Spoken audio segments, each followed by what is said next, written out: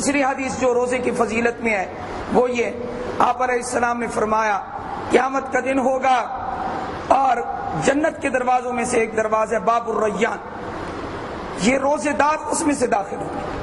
اہل جہاد باب الجہاد سے، اہل صلاۃ جو ہیں وہ باب الصلاۃ سے، اہل صدقہ وہ باب الصدقہ سے داخل ہوں گے باب الریان سے۔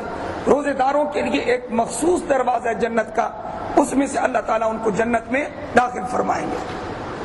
جو آدمی روزے زیادہ رکھتا ہے، فرض بھی رکھتا ہے، نفلی بھی رکھتا ہے، اعزاز کے ساتھ جنت میں داخل کیا جائے گا خاص دروازے سے۔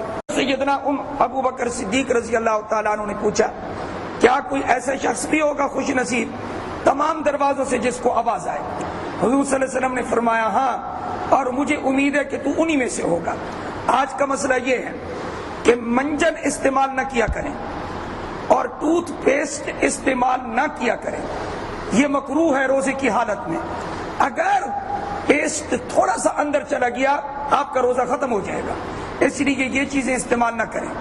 آپ صرف مسواک استعمال کریں، اور مسواک عصر کے وقت بھی اور مغرب کا وضو کرتے وقت بھی استعمال کر سکتے ہیں۔ اور خون دینے سے روزہ نہیں ٹوٹتا، یہ بھی یاد رکھیں۔ بعض لوگ کہتے ہیں کہ خون دینا جائز ہے یا جائز نہیں، کل بھی مسئلہ پوچھا، خون دینے سے روزہ نہیں ٹوٹتا۔